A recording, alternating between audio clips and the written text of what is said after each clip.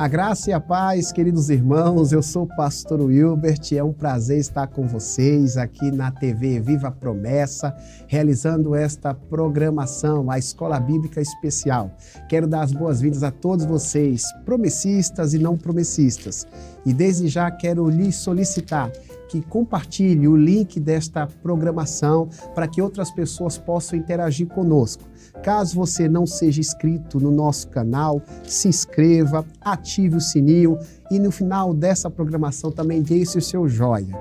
Agindo dessa forma, tenha certeza que você estará colaborando para que a palavra de Deus seja expandida a mais lugares e atinja mais corações. Estaremos nesse momento vendo a vinheta e logo em seguida estaremos dando continuidade à nossa programação.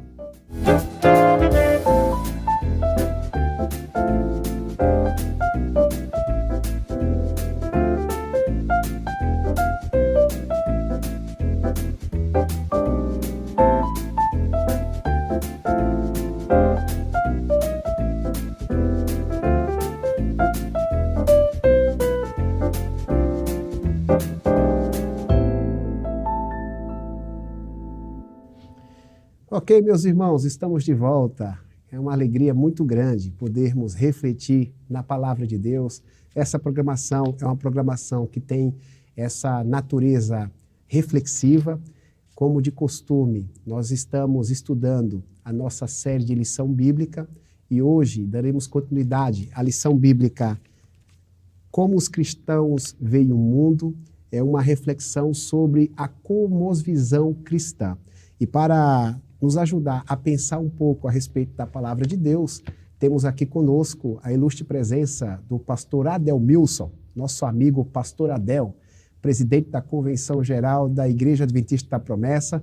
Pastor Adel, é um prazer ter o senhor com a gente aqui. Fique à vontade, pastor, para manifestar aí o seu carinho e dar a sua saudação para o público, por favor. A paz do Senhor Jesus, amado irmão, amada irmã, paz do Senhor Jesus, povo promessista, paz do Senhor pastor Wilbert. É uma alegria estar aqui na Escola Bíblica Especial. E olha que já tem tempo que eu passei por aqui. Estávamos em outras atividades, em outras demandas, mas Deus nos deu a graça de participar deste programa que tem abençoado tantas vidas. E tenho certeza que neste momento em que você está acompanhando essa lição bíblica especial, este programa também vai trazer muita coisa, muita orientação. Você vai sair edificado ao final dessa lição bíblica. Então, fica com a gente até o final. Obrigado, pastor Adel. Tem muito, com certeza, a contribuir nessa programação com a gente. Meus irmãos, como de costume, nós estaremos refletindo sobre a lição bíblica da semana. A lição que hoje será estudada será a lição de número 6, cujo tema é: existe alguma solução? Trata-se de uma pergunta, pastor Adelmilson. A gente vai responder essa pergunta à luz da palavra de Deus. Como a cosmovisão nos sugere a maneira como a gente precisa enxergar o mundo, hoje nós precisaremos responder esse questionamento. Existe alguma solução? Essa pergunta tem uma conexão direta com a lição da semana passada, que falava sobre aquilo que está errado no mundo.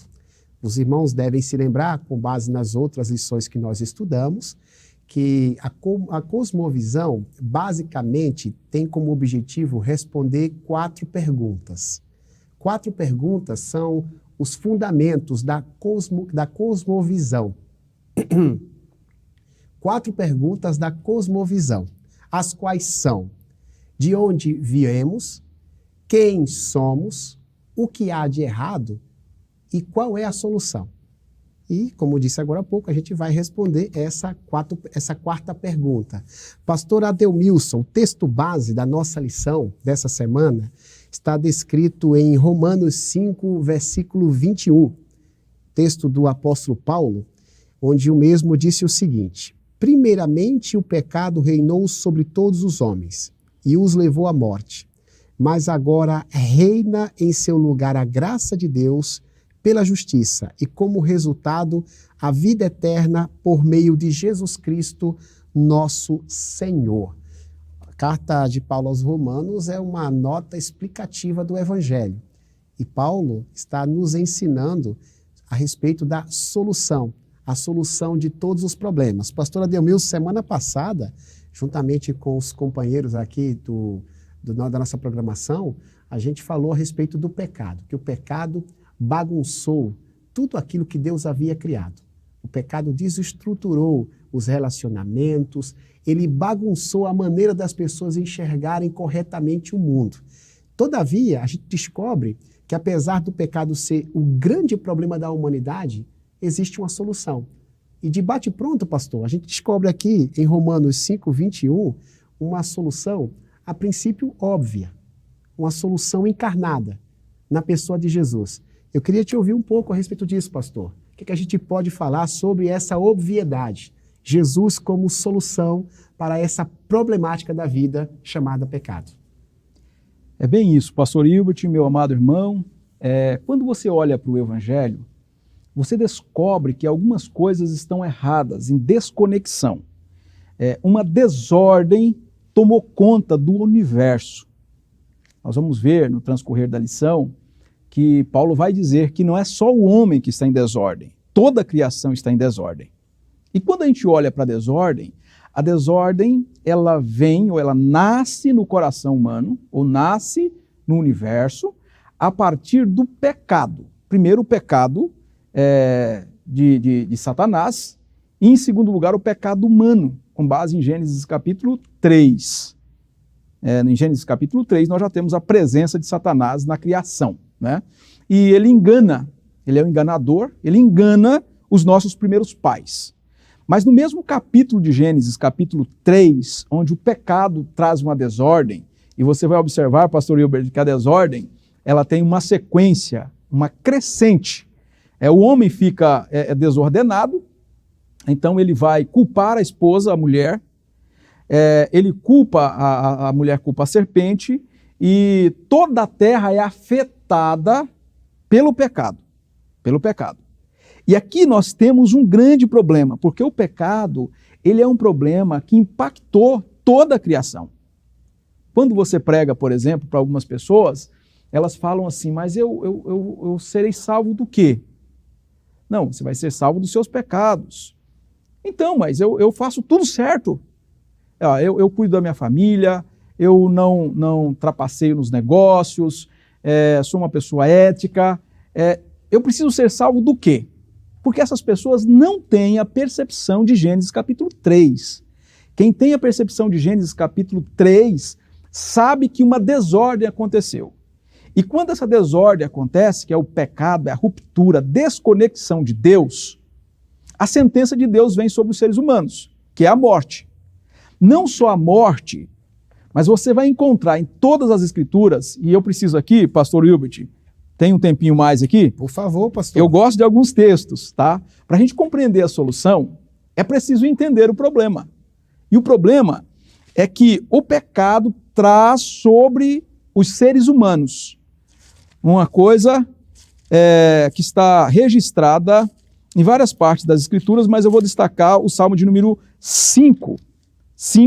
O verso 5. Traz a sentença, a santa ira de Deus está sobre os homens.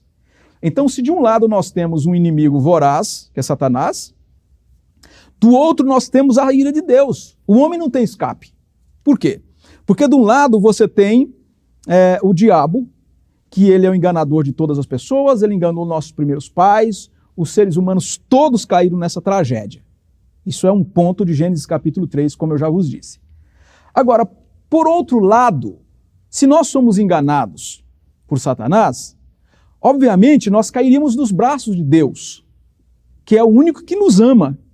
Deus amava antes, já vimos na lição anterior, que Deus amava na Trindade. Então, na intratrinitariana, difícil a palavra, né?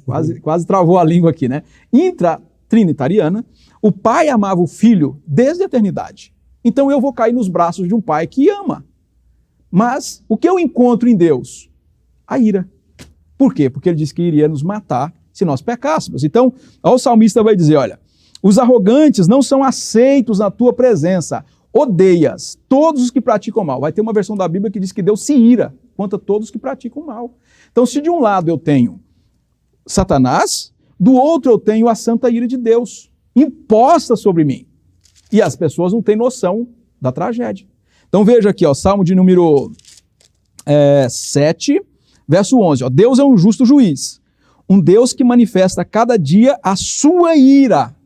Então Deus manifesta contra os seres humanos a sua santa ira todos os dias. E lá nós vamos encontrar ainda um texto, João capítulo 3, João 3, verso 36. Quem crê no Filho tem a vida eterna, já quem rejeita o Filho não verá a vida eterna, mas a ira de Deus sobre ele permanece. Então, como resolver este problema? De um lado tem Satanás, do outro tem a ira de Deus. Aqui entra a grande solução. Quando eu tenho noção da tragédia, eu vou buscar a solução. E a solução precisa ser grande, porque a tragédia foi muito grande. Qual é a solução para o problema do pecado? Jesus Cristo. Jesus Cristo. Então, como Deus resolve o problema da sua justiça? Ele diz, vocês vão morrer se pecar. Bom, como ele resolve isso? Enviando Jesus. Então, a lição de hoje vai dizer assim, olha, existe alguma solução? Existe alguma solução? Existe. Qual é a solução? Jesus veio a este mundo, nasceu, teve o seu ministério, foi morto, sepultado e ressuscitou ao terceiro dia. Jesus é a solução para a tragédia humana. Pastor, falando, uma das suas frases, pastor, nos faz entender que o pecado comprometeu, inclusive, a compreensão dos homens. A cosmovisão é a forma como a gente enxerga o mundo. Uma coisa é enxergar o mundo de uma perspectiva natural, outra coisa é enxergar o mundo de uma perspectiva espiritual. As coisas espirituais, disse o próprio apóstolo Paulo, elas são compreendidas espiritualmente. Quando não se enxerga o mundo com as lentes corretas, vem essa ideia de que não há necessidade de salvação. Eu serei salvo de quê? Então, logo, eu não vejo a necessidade de me relacionar com Deus.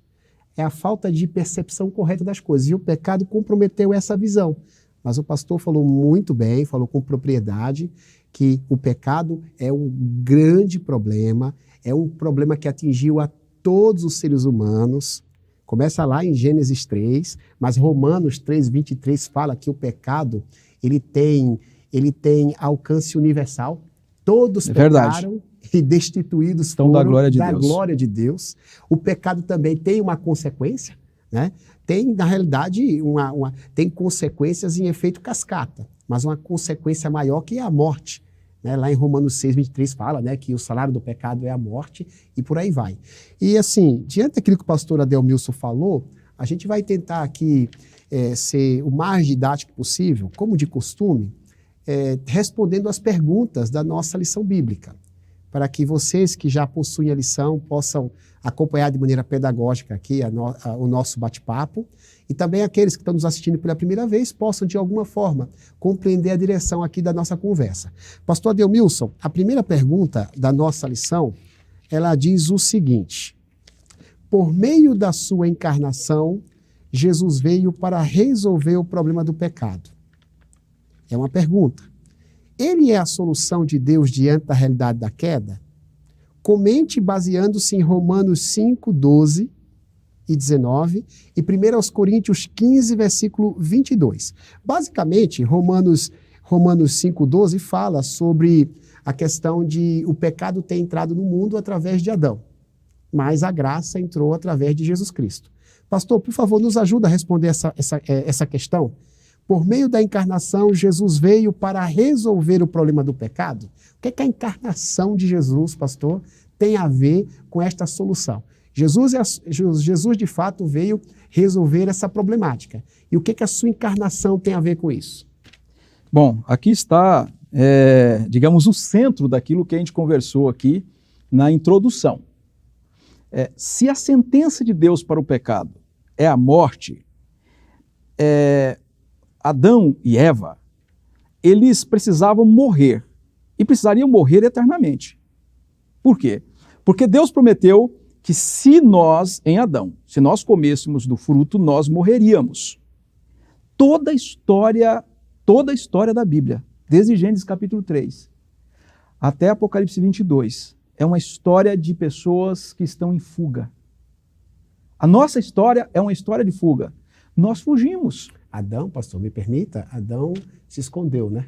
Adão se escondeu. Deus perguntou, onde estás? Estava em fuga, né? Isso, em fuga. Mas as parábolas, quando Jesus vai contar em Lucas 15, Lucas 15, nós temos ovelha que se perde, menino que se perde, nós temos moeda que se perde. Verdade. Todas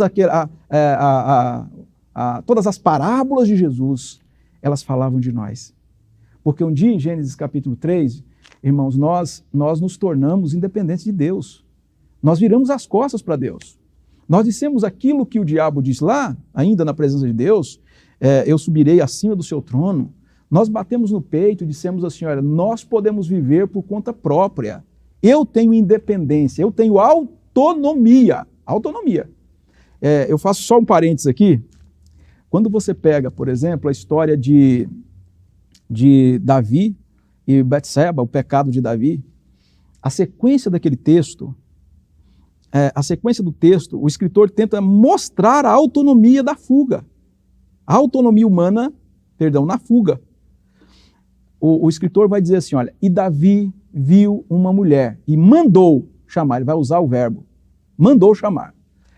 E a mulher mandou dizer que estava grávida. Ele mandou chamar o marido da mulher, ele mandou o marido comer e beber, ele mandou o marido dormir na própria casa. O marido não dorme, ele mandou o marido para o fronte de guerra, ele mandou uma carta para Joabe. Joabe mandou a resposta para Davi. E Davi disse, então o quê?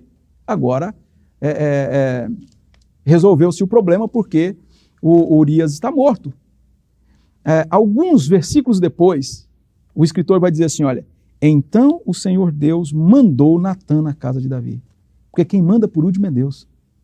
Essa autonomia, gente, é uma desconexão de Deus. E Lucas 15 vai dizer isso. O menino foi embora, a moeda se perdeu, a ovelha fugiu. E aí, de repente, nós precisamos de alguém. Quem é a pessoa que está no centro de todas as coisas? Todas as flechas do mundo, pastor Wilbert, meu irmão, minha irmã, todas as flechas do mundo, elas apontam para uma única pessoa. Gênesis 3,15. Da semente da mulher vai nascer o Redentor. Nós precisamos de um Redentor. Qual é o problema? Jesus. Então a questão vai dizer assim, olha, Jesus veio para resolver o problema do pecado? Sim. Mas qual é o sacrifício de Jesus? Morrer em nosso lugar. Nós estávamos em fuga. Deus poderia nos deixar caminhar em fuga, mas Deus nos ama. Deus nos ama. E com o seu amor, por meio de Jesus, ele nos resgata. Jesus morre na cruz do Calvário. Então Jesus é a solução para o problema do pecado. Ele é a solução de Deus diante da realidade da queda? Sim, sim. Jesus resolve o problema da queda. Hoje, eu posso me aproximar de Deus outra vez. Então, Deus irado, né? Deus irado, lá do Salmo 5,5, Salmo 7, Salmo 9, lá de Abacuque, tu és tão santo de olhos que não pode fitar o pecado, de Romanos 1,18, do céu se manifesta a ira de Deus contra toda impiedade. Eu posso chegar hoje diante de Deus e chamá-lo de Pai. Por quê? Porque Jesus é a solução para o problema da tragédia. Olha, irmãos, a tragédia foi grande demais. Foi grande demais. Ela custou a morte do Filho de Deus. Por isso nós fomos resgatados. Nós que tínhamos a morte espiritual, a morte física e a morte eterna, nós temos uma consequência. A morte física. A morte física. Mas a morte espiritual não. Nós temos conexão com Deus. A morte eterna não. Nós já fomos salvos por Cristo Jesus. Cristo é a solução para a tragédia. E é importante destacar que a morte de Jesus não foi algo meramente humano. Jesus não foi um Marte. Jesus não morreu por causa de uma causa humana. A morte de Jesus ela teria um efeito espiritual. Por que Jesus é a solução, pastor Adelmeus? Porque Jesus é o único que veio à Terra, ele em tudo foi tentado, mas jamais pecou, e à luz da Bíblia, a única maneira de resolver a problemática humana era alguém impecável morrendo no lugar dos pecadores. E foi exatamente o que Jesus fez. Jesus morreu. Então a morte de Jesus ela precisa ser encarada dessa maneira, de uma maneira espiritual. Jesus não morreu como outros mártires da vida morreram. Jesus não é um mártir da história. Jesus Cristo morreu para ser o mediador. Lá na primeira carta de Paulo a Timóteo, no capítulo 2, Paulo usa essa expressão de mediador com a ideia de conciliador, aquele que tem a capacidade de reconciliar. Nós estávamos brigados com Deus, pastor Adelmilson. Então, quem resolveu essa briga? Quem reconstruiu esse relacionamento? Como disse o pastor, o próprio Cristo Jesus, né? Jesus Cristo, ele é a nossa ponte. Isso. Pastor Adelmilson, vamos para a segunda pergunta. Comente a seguinte frase: além de resolver o problema do pecado com sua encarnação, Jesus inaugura o tempo da restauração do reino de Deus. Tem uma sugestão de texto aqui, em Marcos capítulo 1, versículo 15, em um dos seus primeiros sermões, Jesus ele fala a respeito do reino. O pastor Adelmilson está aí procurando na Bíblia, vai fazer a leitura e vai contribuir. Pastor, por favor. Em Marcos 1, verso 15, o tempo é chegado, dizia ele, o reino de Deus está próximo. Arrependam-se e creiam nas boas novas. Esta é a mensagem de esperança. Bom, com a vinda de Jesus, quando Jesus vem ao mundo, o seu ministério, a sua obra, ele inaugura o reino. O reino de Deus é inaugurado. Imagine comigo aqui que existe uma maquete de uma cidade nos céus. Então nós temos uma cidade do ponto de vista geográfico. Imaginemos aqui uma cidade retangular. Ela desce, a sua geografia desce, e ela é encaixada no centro de uma cidade terrena. Existe um buraco no centro dessa cidade, e essa cidade celestial ela é encaixada aqui. Quando ela é encaixada aqui, o dominador dessa cidade terrena não tem mais espaço, porque o centro da cidade não é mais dele, não é a geografia dele. Um outro rei governa. Esse dominador, o usurpador que estava aqui no centro da cidade, ele foge. Ele foge. A ideia que nós temos do reino chegou é que a cidade de Deus vai descer e vai invadir a cidade dos homens. Com um encaixe espiritual, não é um encaixe geográfico, é um encaixe espiritual. Então onde você reside, ali está o reino de Deus, a expressão do reino de Deus na vida da família do Wilbert. Meu irmão, minha irmã, onde você reside agora, não é a geografia, porque tem gente que acha que tem geografia que tem demônio, que não tem demônio, não é disso. Os demônios territoriais. Isso, né? Não é demônio territorial, mas assim, onde você está espiritualmente, ali nós temos os domínios do reino de Deus por conta do evangelho. Então, quando Jesus nasce, quando Jesus tem o seu ministério, o seu ministério que a gente vai chamar de humilhação, né? Que é nascimento, morte, sepultamento, são os períodos de humilhação de Jesus, né? Se encarna, ele nasce, morre, é sepultado. São estágios da humilhação do Salvador. Com esse ministério, ele está levando o reino de Deus. Que existe um usurpador que é Satanás, que para Satanás e seus súditos, eles governam o mundo, mas a terra é do Senhor. O salmista vai dizer que tudo é do Senhor, então o diabo não tem território aqui, tudo pertence ao Senhor. E ao terceiro dia, quando Jesus Cristo, ele ressuscita, ele vence todos os poderes das trevas, ele vence a Satanás. Então o reino que nós temos aqui hoje, o reino é de Cristo. Apesar de termos tentações, apesar de termos problemas, porque Satanás ainda está neste mundo, ele é um leão, e o leão não está sem dente, ainda morde, né? Ele não é um gato, ele ainda é um leão, que procura pessoas para derrubar. Ainda é feroz, né, pastor? Isso, mas o reino é de Cristo. A gente vai chamar do já ainda não. Nós já vivemos com o pé no reino eterno, mas ainda lidamos com as questões deste mundo. Então, Jesus é o problema, sim, Jesus é a solução para o problema, sim, problema do pecado, inaugura um novo tempo em que o reino de Deus está entre os homens.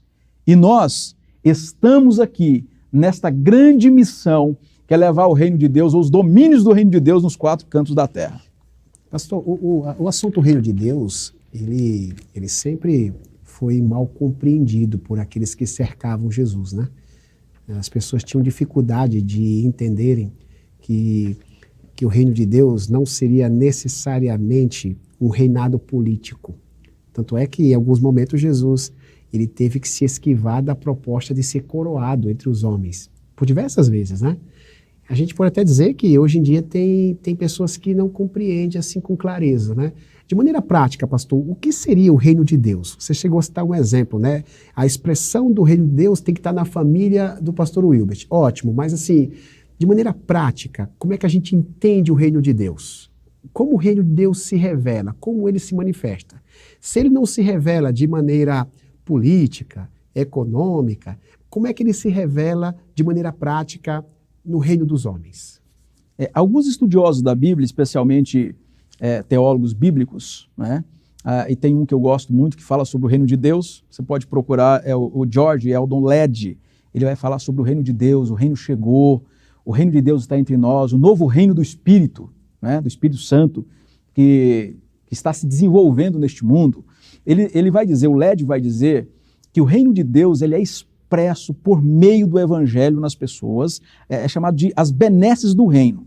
Aquilo que tem a proposta de Jesus, a proposta de Deus para o mundo na pessoa de Jesus, que inaugura o reino, nós vivemos esta vida de Cristo e desta maneira o reino de Deus ele é expresso por meio da nossa vida, da nossa existência. Então eu penso diferente, eu tenho ações diferentes, eu trato diferente o meu cônjuge, eu trato os meus filhos, eu trato os meus vizinhos, e este poder do reino de Deus, que não é o reino físico, é um reino espiritual, ele vai sobrepondo ao reino das trevas, sobrepondo ao reino de Satanás, que é a destruição das pessoas. Então o reino de Deus, ele invade o reino das trevas. Eu gosto muito de um texto de Isaías, e Jesus vai reproduzir esse texto, e ele vai dizer que aqueles que estavam em trevas viam uma grande luz. Aqueles que estavam à sombra da morte. Imagine, pastor Hilbert, que a morte está em pé e o sol bate na morte e ela faz sombra para você. Você está tão perto da morte que a sombra dela te alcança. Diz que para isso resplandeceu a luz. É essa luz de Cristo que invade o mundo. Então nós temos o reino das trevas e o reino da luz, o reino dos céus e o reino dos homens. Nós estamos neste mundo em missão. Nós estamos aqui levando as benesses do reino de Deus para as pessoas. Algumas pessoas vão dizer assim, olha, mas a igreja é o reino. A igreja católica, por exemplo, ela tem um pensamento que a igreja católica é o próprio reino. Não. A igreja não é o reino.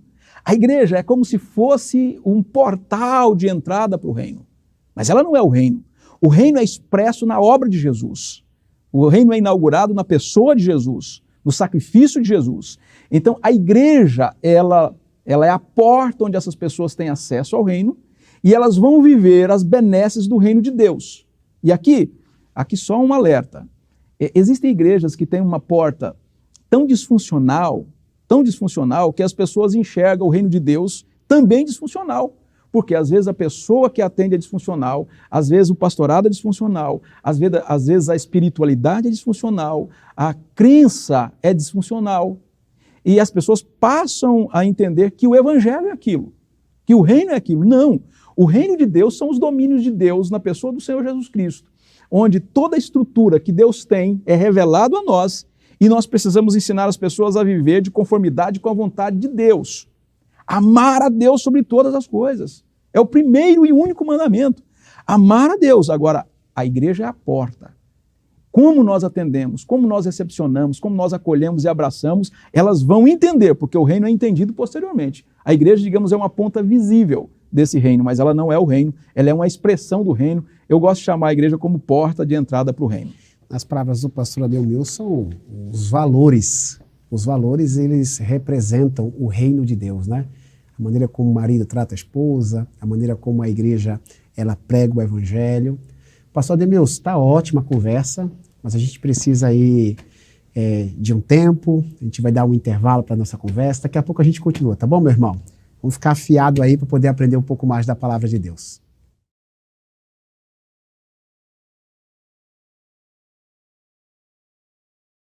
Olá, querido amigo, querido irmão, irmã, a paz do Senhor Jesus. Eu sou o pastor Felipe e eu estou aqui para te fazer um convite especial. Nós estamos aqui exatamente agora no estúdio da TV Viva Promessa e hoje nós estamos aqui no estúdio do programa Sala Pastoral. Você sabe que a TV Viva Promessa é uma iniciativa da Igreja Adventista da Promessa para a pregação do Evangelho nesse ambiente virtual. Eu queria convidar você para fazer parte desse projeto. E como você pode ajudar? Sendo um amigo da missão. Os amigos da missão são aquelas pessoas que nos ajudam a manter o projeto da TV Viva Promessa caminhando para a glória de Deus. Eu quero convidar você para participar conosco desse projeto. Acesse o nosso site amigosdamissão.org e seja você também um amigo da missão. Deus te abençoe.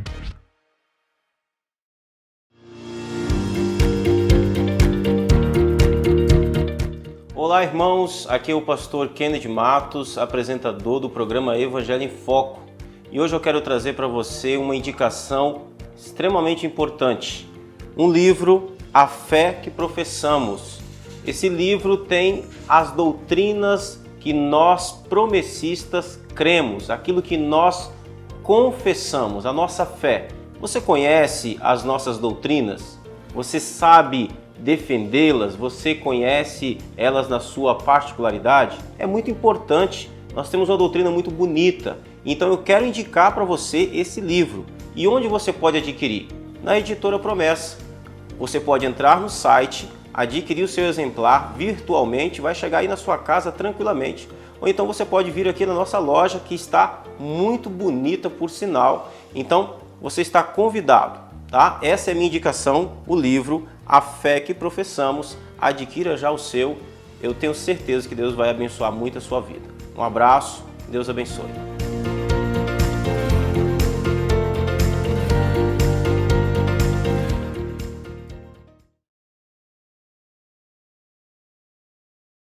Meus queridos, estamos de volta. Vamos continuar estudando nossa lição bíblica com base na perfeita palavra de Deus. Você aí com sua Bíblia na mão, você que tem a lição, fique aí atento. A gente está aprendendo bastante, o pastor Adel está agregando bastante aí para o nosso conhecimento teológico, conhecimento espiritual.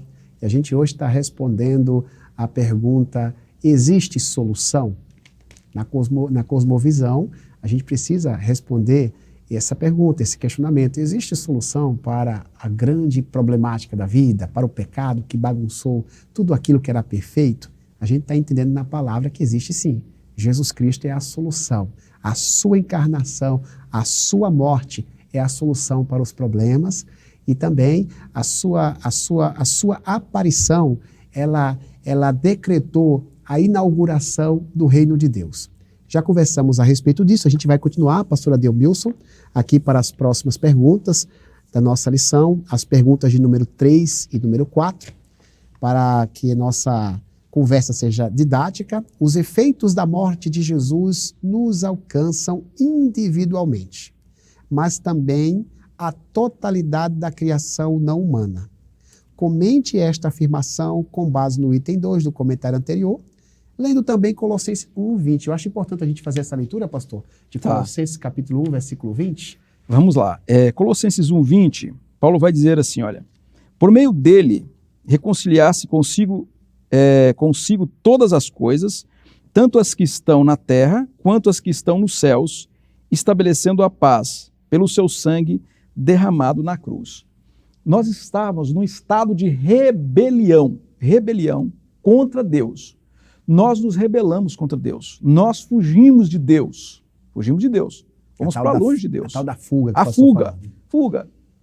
Porque toda a nossa história é uma fuga. Pode pegar, verifica. Os homens estão em fuga. São foragidos. Nós somos foragidos. Tem um autor que eu gosto dele, chamado Edward Boles.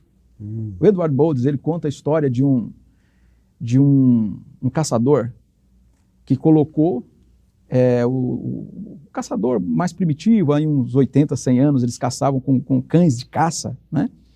Ele colocou os cães numa montanha para caçar animais de pequeno porte e tal, e ele conta que dois cães ferozes, eles correram atrás de um cervo pequeno, talvez um cervo ainda jovem.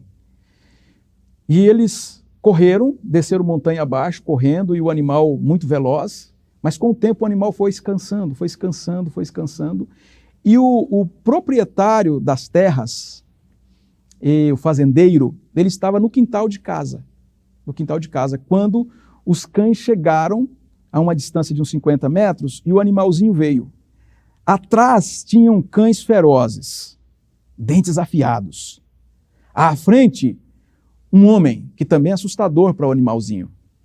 E o animalzinho diz que, como frágil ali, já cansado, diz que ele só conseguiu abaixar-se, o animalzinho. E os cães chegando. O fazendeiro disse que foi, pegou o animalzinho no colo, o animal não conseguiu esboçar a reação, estava muito cansado, pegou no colo aquele animal, segurou no colo e afugentou aqueles cães. Aí o Eduardo Boldes diz assim, porque quando nós, que éramos aquele animalzinho, estamos nos braços do Pai, não existe animal feroz que nos ataca. O Pai afugenta qualquer animal feroz. Essa é a grande realidade da fuga. Nós corremos de Deus e de repente nós estávamos num canto. E neste canto, quem estende a mão é o Pai. É o pai que está na varanda da casa esperando o filho. É o pai que vai atrás da ovelha, né? É o dono ali, o pastor que vai atrás da ovelhinha. A mulher que procura moeda na Isso, casa. É sempre Deus. É sempre Deus. A salvação começa em Deus e termina em Deus. Essa ideia que a salvação é nossa, isso é coisa humana, isso não é bíblico. A salvação bíblica começa em Deus e termina em Deus. E tudo que eu digo é assim, eu me rendo, Senhor. Aquele animalzinho que diz, Senhor, se o Senhor não me segurar, os animais me devoram. É mais ou menos isso. Então, pastor Wilbert... A rendição, pastor, me permita, sim. A rendição fez toda a diferença para aquele animalzinho, né? Então, assim, o que as pessoas precisam fazer é se render a Deus. Isso, se entregar a Ele, Por quê? Porque nós estamos em fuga, mas um dia a gente se encontra com Ele, em algum quarto escuro, em alguma esquina, em alguma igreja. Quantas pessoas eu já conversei e disse, pastor, eu fui à igreja e sem intenção alguma de ser crente. Quando eu abri os olhos, pastor, eu estava na frente do pastor no púlpito com a mão levantada. Eu não ouvi quando alguém disse assim, ó, se você quer se render a Jesus, levanta a mão. Quando eu consegui recobrar ali a consciência, no sentido de pensar o que eu estava fazendo, eu estava no altar. É bem isso. Nós vamos ao encontro dele. Todas as vezes que alguém dá um passo para Jesus, Deus está de braços abertos, porque nenhuma condenação há para quem está em Cristo Jesus. Mas vindo aqui para a pergunta, senão a gente vai falar aqui nós já falamos de pecado. Mas foi ótimo, pastor, foi ótimo. Vamos falar aqui. Esse exemplo seu aí, ele é comovente. Eu acho que é muito útil para a gente, né? Essa questão aí do animalzinho que se rende, né? Isso. Mas vamos lá, pastor. A pergunta aqui, ó, pergunta número 3. Como é que atinge a totalidade da criação não humana também, né? Isso. Porque o pecado atingiu todo o universo. Todo o universo foi atingido pelo pecado, gente. É uma realidade que marca todas as estruturas da criação. É uma aversão constante contra Deus. Todo ser humano está em rebelião diuturnamente contra Deus. E esta rebelião só é aplacada no sacrifício de Jesus. E o pecado alcançou a criação. Eu gostaria, rapidamente, pastor Wilbert, de ler aqui o texto de Paulo, né? O texto de Paulo aos Romanos, onde ele vai dizer assim, olha, capítulo 8 de Romanos vai dizer, verso 18, considero que os nossos sofrimentos atuais não podem ser comparados com a glória que em nós será revelada. A natureza criada aguarda com grande expectativa que os filhos de Deus sejam revelados. Ora, a ressurreição de Jesus impacta toda a criação, não só individualmente os seres humanos, mas a humanidade, bem como toda a criação é impactada. Olha, a natureza criada aguarda com grande expectativa. Eu gosto sempre de falar, essa frase não é minha, eu gosto sempre de falar quando eu passo perto de um pé de uma laranjeira, um pé de eucalipto, uma mangueira, que todos eles aguardam com grande expectativa a volta do Senhor Jesus. Verdade. né? Então toda a criação aguarda, A né? natureza geme. Isso. Geme, né? Aguarda a transformação. Isso. Pois ela foi submetida à inutilidade. Paulo vai dizer que a mangueira, ela é inútil. Alguns textos vão falar vaidade, algumas versões. Então, a mangueira, a laranjeira, o eucalipto, eles foram entregues à inutilidade.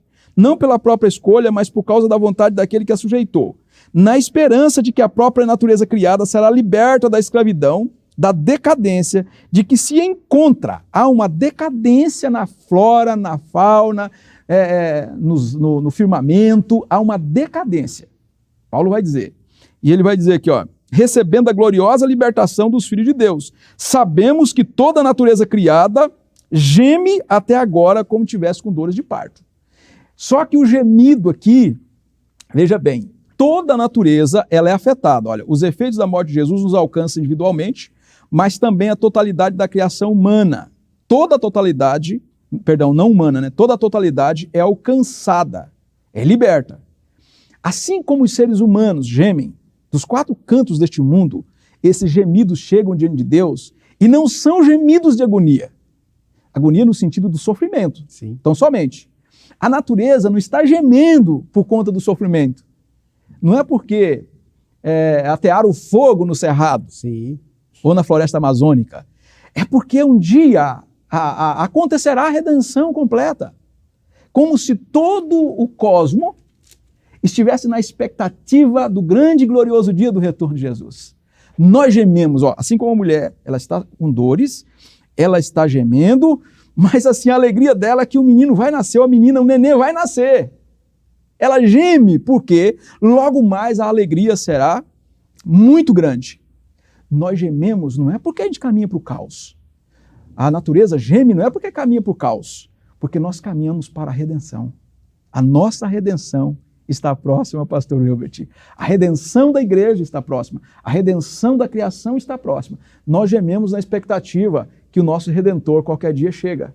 E quando ele chegar, ele vai transformar toda essa realidade perversa do pecado, todo o sofrimento imposto aos homens pelos homens, todo o sofrimento que o pecado impôs por conta da desordem da natureza, tudo isso será transformado, tudo isso será transformado.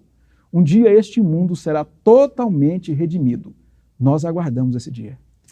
A maneira como o cristão enxerga o mundo, ela produz esperança, porque quando você não enxerga as coisas desta vida pelas lentes corretas, você acaba perdendo o ânimo, perdendo a alegria, perdendo a expectativa de que as coisas irão melhorar. Quando a gente enxerga o mundo pelos óculos da palavra, a gente começa a entender, pastor Adelmilson, que em dado momento, Cristo Jesus vai restaurar todas as coisas. Ele vai restaurar o ser humano, aquilo que é corruptível dará lugar à incorruptibilidade, o que é mortal dará lugar à imortalidade.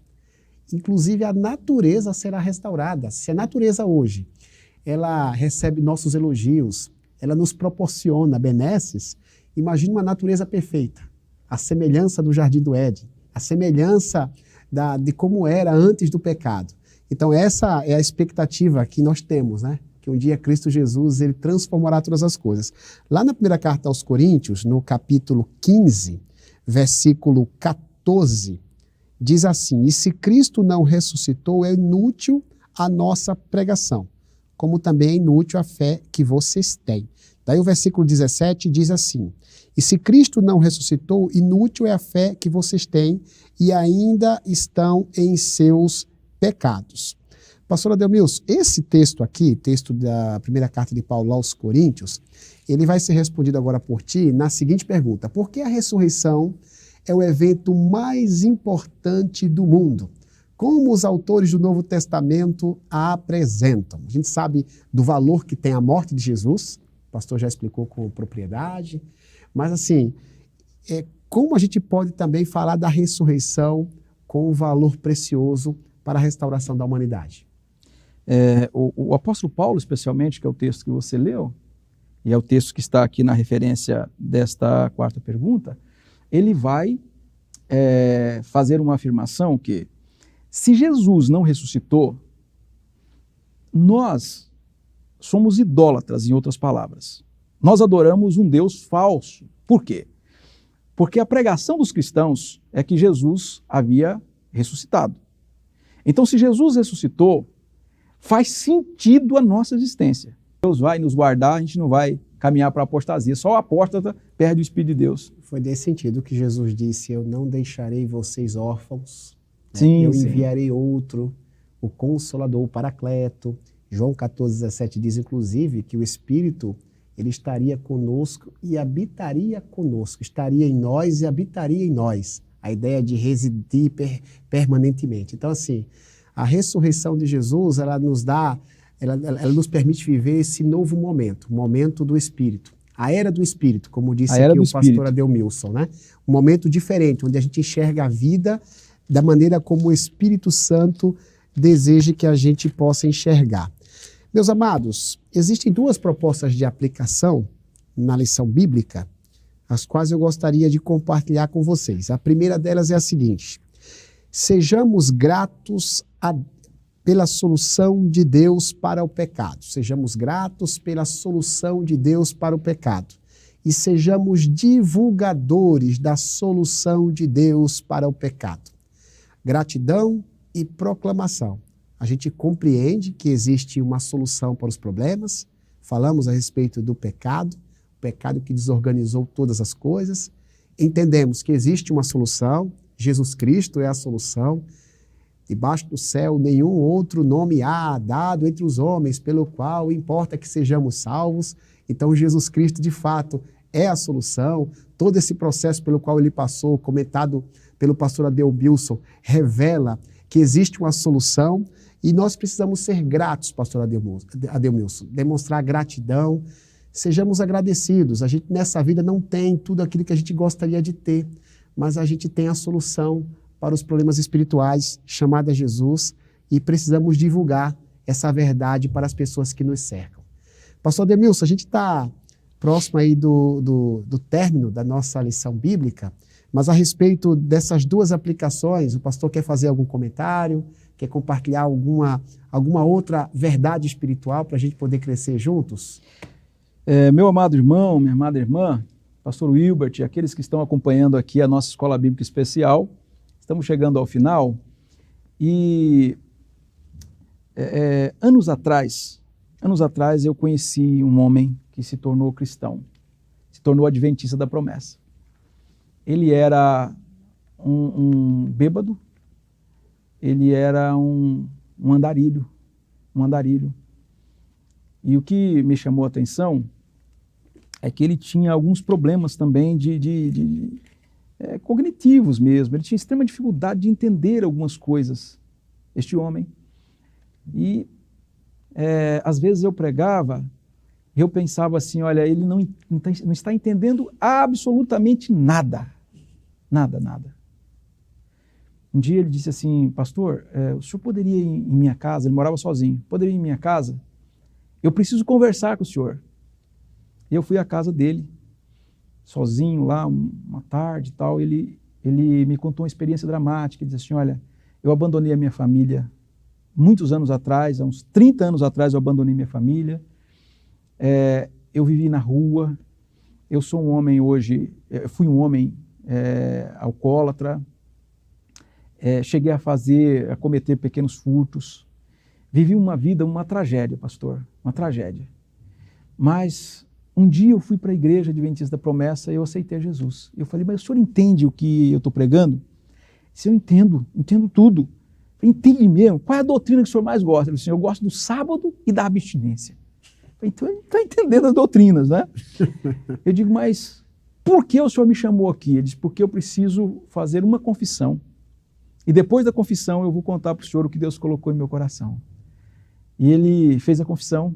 Ele disse, eu roubei furtei anos atrás um estabelecimento comercial. E o proprietário, bem como o policial que foi lá autuar e tal, foi fazer a investigação, verificar quem tinha feito o arrombamento, perguntaram para mim assim, foi você? Eu disse, não. E eles acreditaram na minha mentira. Eu guardo essa mentira por anos e eu queria que o senhor me perdoasse, Mas quem sou eu para te perdoar? Eu falei, não, se o senhor falar que eu fui perdoado por Jesus, eu falei, não, irmão, os seus pecados foram cancelados em Cristo Jesus. Cancelado. Se o senhor quiser ressarcir, o senhor pode ressarcir, porque Zaqueu ressarciu. Disse, não, mas eu não vou ressarcir porque eu roubei cachaça. Eu falei, então deixa para lá. Deixa para lá. Ele falou, então assim, eu estou perdoado por Cristo. Perdoado por Cristo. Ele disse, então agora eu vou falar para o senhor, eu sou tão grato, porque a Igreja da Promessa um dia pregou para mim que eu entendo que eu preciso ir embora dessa cidade. Sério, sério. Eu vou pregar o Evangelho agora. Primeiro para minha família, que eu abandonei há 30 anos atrás. Depois para os outros. Irmãos, eu não sei onde esse irmão está hoje. Eu não sei se já faleceu, se já dormiu no Senhor. Mas naquele dia eu falei, meu Deus, esse homem saiu do subsolo do pecado. Sabe? Debaixo do lixo do pecado. Foi salvo por Cristo Jesus. Agora, o que ele faz? Ele diz, eu sou tão grato à Igreja Adventista da Promessa e a Cristo, que não existe outra maneira de agradecer, senão contando para todo mundo que um dia eu fui perdido, mas Cristo Jesus me encontrou. Eu acho que é bem isso. Essas duas perguntas de aplicação, elas nos levam a entender que nós fomos alcançados por Jesus. E qual é a nossa ação, a nossa decisão? Qual é a minha decisão? Eu fui encontrado por Jesus. Qual é a decisão? A minha decisão é pregar o Evangelho do Senhor Jesus até o seu glorioso retorno. Não existe outra coisa a ser feita. Não existe tempo, o tempo é agora. Não existe condição financeira, a condição é agora. Não existe idade, a idade é agora. Não existe cronologia, faixa etária. Não existe geração, é agora. Como gratidão em nosso coração, pregar o Senhor Jesus para todas as pessoas. Um dia o céu será diferente. Porque aquele irmão foi alcançado, porque você foi alcançado, porque eu fui alcançado por Cristo Jesus. Nós podemos dizer ao mundo a solução para a tragédia do pecado. Cristo Jesus foi a solução para a minha família, para a família do pastor Wilbert, para a tua família. Mas Cristo Jesus é a solução para esse teu vizinho que não é crente. Sabe este vizinho que te perturba, que coloca o som alto? Esse vizinho que grita de vez em quando com a família, com o filho, com a esposa? Jesus é a solução, porque Cristo é a solução para todas as coisas criadas, inclusive para os pecadores e réprobos. Se nós pregarmos o Evangelho, compartilharmos o Evangelho vai mudar o coração do nosso vizinho, assim como mudou o coração da minha avó há 60, 70 anos atrás. A palavra é poderosa. O pastor comentou, né? Imaginava que ele não entendia, que ele não compreendia. O homem sendo transformado pelo poder do Espírito. Meus amados, estamos chegando ao fim da nossa lição bíblica. Foi maravilhoso poder estar com vocês. Pastor Adelmilson, muito obrigado. Amém. Por atender o nosso convite, estar aqui com a gente, conversando sobre coisas espirituais. Não tenho dúvida que a gente cresceu, pastor. A gente cresce em tudo naquele que é cabeça. Glórias Jesus Cristo, a Deus. né? Graças a Deus. A você, meu irmão, minha irmã, continua aí sugerindo que você compartilhe o link desta programação para que outras pessoas também sejam abençoadas. Mas antes de encerrar, a gente vai orar. A gente vai conversar com Deus. A gente não quer concluir esta programação sem pedir a bênção de Deus, porque tudo aquilo que a gente aprende precisa resultar na prática cristã do dia a dia. E orar a Deus é uma excelente maneira de pedir a sua ajuda para que possamos ser praticantes da palavra e não somente ouvintes, como disse Tiago. Sede, pois, praticantes da palavra e não somente ouvintes. Pastor Adelmilson, por favor, ora por nós, nos abençoe, para nós encerrarmos aí com louvor esta lição bíblica. Amém. Pai de amor, Pai de misericórdia, nós te agradecemos, porque um dia nós estávamos perdidos, totalmente perdidos. Andávamos segundo o pensamento daquele que atua nos filhos da desobediência. Mas o Senhor nos encontrou. Amém. Na idolatria, na embriaguez, na droga, na desordem, na ira. O Senhor nos encontrou de alguma forma e nós estávamos totalmente desconectados. E nesse encontro marcante, maravilhoso, as nossas famílias foram encontradas, pessoas foram encontradas, e hoje nós estamos aqui diante do Senhor. Podemos chamar o Senhor de Pai, de nosso Pai. Nosso Pai, eu peço que o Senhor abençoe os adventistas da promessa, esses irmãos tão bondosos que sustentam a igreja em oração, financeiramente, que colaboram, ó Deus, com as igrejas locais. Eu peço que o Senhor abençoe os irmãos, dando orientação bíblica, que a lição bíblica seja esse fio condutor, que todos os sábados está nos ajudando a entender o Evangelho, a entender a proposta que o Senhor tem do seu reino, de maneira que a gente possa ser orientado para a vida eterna. Pai de amor, eu oro também, suplico as suas bênçãos agora, pedindo ao Senhor que o nosso entendimento seja aberto, destrava, meu Deus, a nossa boca para pregarmos o Evangelho. Tire a timidez, toda a limitação. Eu peço em nome de Jesus. A Igreja da Promessa precisa compartilhar a grande obra que o Senhor Jesus fez por nós na cruz do Calvário. Essa igreja nasceu para ser bênção. Leve os adventistas da promessa para pregar o Evangelho. Eu oro também por aquelas pessoas que estão nos acompanhando aqui na nossa escola bíblica especial, mas elas não pertencem à IAP. Mas elas são crentes no Senhor. Eu peço que o Senhor as abençoe. Ajude a elas a caminharem por fé. Aquelas pessoas que porventura estão acessando o nosso canal e elas não são ainda convertidas.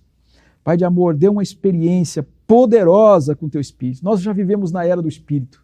O Espírito que habitou nos teus discípulos e apóstolos, que foi democratizado, que passou a habitar em toda a carne, conforme de Joel. Que o Espírito habite no coração também deste homem, desta mulher, de maneira que eles possam entender o glorioso Evangelho. Ó Espírito Santo, o Senhor que é o holofote, que joga luz no sacrifício de Jesus. Ajude essas pessoas a enxergar uma cruz fora de Jerusalém. Enxergar a cruz do meio, onde o Salvador morreu. Amém. E ao olhar para Jesus, elas serão salvas. Porque todas que olham para Cristo Jesus são redimidas, são salvas de seus pecados, têm nova vida. Os seus nomes são escritos no livro da vida. E elas aguardam ansiosamente o seu glorioso retorno. Eu oro por todas as pessoas, em nome e para a glória de Jesus. Amém. Amém. Amém, pastor Edmilson. Muito obrigado, querido. Amém. Deus te abençoe. Meu irmão, minha irmã, mais uma vez, nosso muito obrigado. Que Deus abençoe, uma excelente semana. Na próxima semana estaremos aqui realizando mais uma escola bíblica especial e estudando o tema Para onde eu vou depois de morrer? Uma pergunta interessante. Eu conto com você. Até mais, se Deus quiser.